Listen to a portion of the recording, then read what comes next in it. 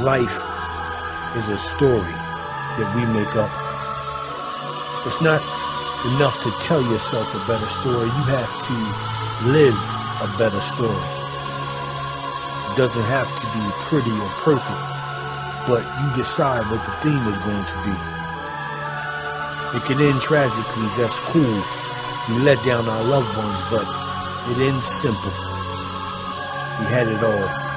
We got depressed, hooked on drugs, went to jail, lost it all, never got it back. The end. Or it can be complicated. You made it back. You kicked this habit. You inspired others. You fathered your children. You made more money than ever. You turned a tragedy into a success story. Yeah, you fell. We all do. Yeah, you fell just like all the other losers did. But that's not what makes a story. Your story. Unique. That's not why everyone is at attention when you're being mentioned. That's not why others listen to you talk. That's not why the weak are jealous and the strong envy and the foolish hate. The unstable and insecure are afraid and don't take heed. That's not why women want to be with you and men want to be you. That's just not why. It's not why books were written and speeches were spoken and money was given. It's just not why.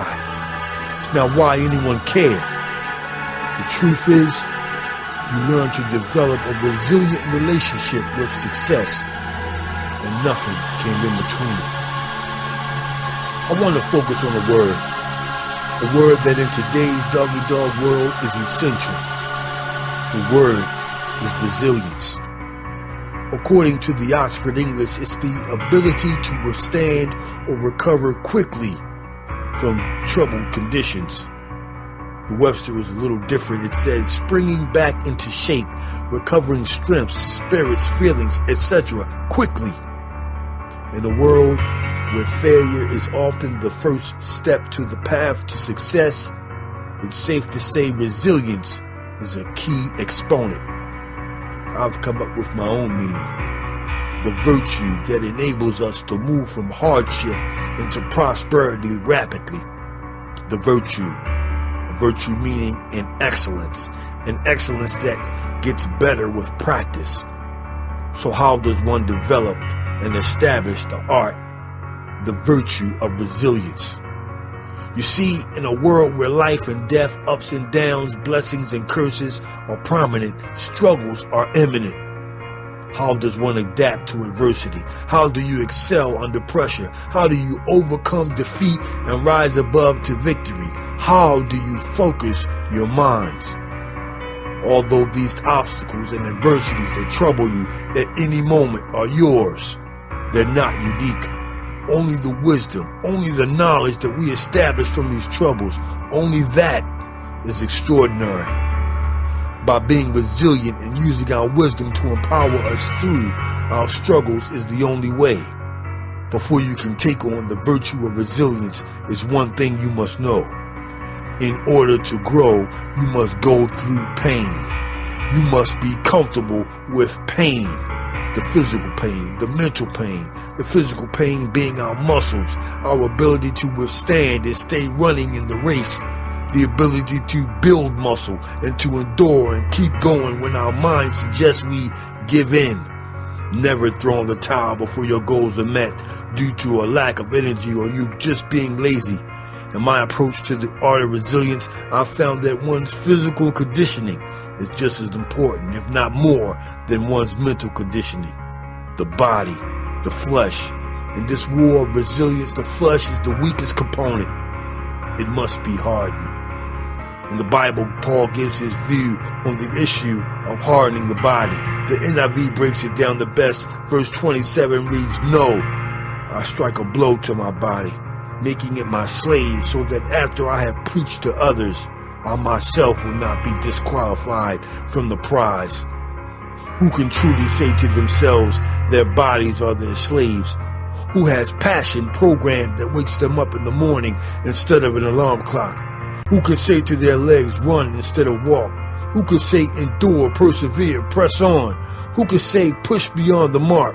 Who can say just one more mile or one more lap? Who can transform in order to perform?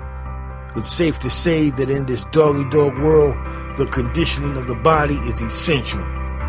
The next component in our arsenal may be the most important of the two, the mental, the hard drive. This is where the knowledge, wisdom, understanding, willpower, and the substance of one's ability lies. You must be educated and equipped with the factors that enable success. You must study. You must study, and your mind must be able to endure the simplest and the complex and become decisive, sure, and correct, while also remaining at ease and open. There are many tricks to make up this program. Although there are strategies to the top, there are no simple equations. You must build your own program. You must develop your own strategy, whether it be original or not. Once you have established your mental and physical armor, you need to establish a philosophy to fall back on or push you through in times of trouble or despair. One of the most famous of these philosophies comes from Muhammad Ali. I am the greatest. In building resilience, courage, will, training, and the proper discipline are the tools needed to build on. Without courage and will, one fails to be motivated, and training is meaningless, and discipline is lost. One key element I left out. You must have purpose. Purpose is the driving force that gives you the courage to will, the will to train, and the discipline needed to mentally and physically succeed. Life aim is not to avoid struggles, but to accept the right ones, not to live without fear, but to confront the right challenges that intimidate us. In the face of adversity, you must struggle bravely, reaching new heights of nobility. You must be addicted to the art of resilience. It's amazing how long it takes to accomplish something when you're just not working on it. Get busy and stay there. Use fear as a motivator. Never stop chiseling your statue. True excellence always fights on the edges of its ability. Never be afraid to give your best. Don't listen to critics. If critics direct your path, you're turning your life over to cowards. You don't have to look pretty. You see, excellence is often ugly in the making and irrational in reasoning. It's okay to have fear. You have to know there's power in fear. Every worthy challenge will inspire fear. Fear makes us do amazing things. Fear becomes destructive when it clouds our vision, when it runs wild, so don't let it. Stay focused. Take an inventory. What's your driving force? Is it God? Is it your wife or kids? Is it the haters that said you'll never amount to anything? What's your philosophy? Are you the greatest? Can you live up to who you believe you are? Do you want it bad enough? It's lonely at the top for one reason. People can't make the climb. They quit halfway. They're afraid of heights. They give up before they get started. It's okay to be a quitter. There's a 9-to-5 somewhere with your name on it. There's a resilient boss or CEO looking for a hard-working and insecure and faithless quitter. In fact, there are temporary agencies all over the country that will find a resilient leader for you to work for. But that's just not you. Not you today anyway. This is a new you. In fact, if you like what you're hearing and you fall into these categories, I have one suggestion for you. Make up your mind and fully convince yourself. Be your own motivator for a change. Talk to yourself and tell yourself this. I've tried everything else. I've listened to the critics and it's gotten me nowhere. I've turned into my own worst enemy, and the thought of me falling apart is more than I can handle. But my sad friend, I have contradicting news for you. Truth is, success is measured in steps of failure. The truth is, the feeling of failure that you're avoiding is actually the feeling you need to be more accustomed to than anything. The Bible gives an awesome example in Proverbs. It says, a just man falls 7 times and rises again, but the wicked man falls and never gets up. The word just meaning morally right and fair. The NIV uses righteous, righteous meaning very good or excellent. So what does this mean? What does this say to a fairly intelligent person as myself? If a person who is morally right, just even, in God's eyes, falls 7 times before he succeeds, not the first time, the second time, the third, the fourth, the fifth, the sixth, but the 7th time, then he succeeds. Then the art of the virtue of resilience is not an option, it's a necessity. My fellow feeble, fragile, flawed friends, I'm not sure what number you're on. I'm not sure how equipped you are to carry on. But what I do know is this. You need to get up. You need to brush it off. You need to get going. You need to get busy living, regardless of the odds, regardless of the past abuses, regardless of past tragedies, regardless of who did what, when, and how.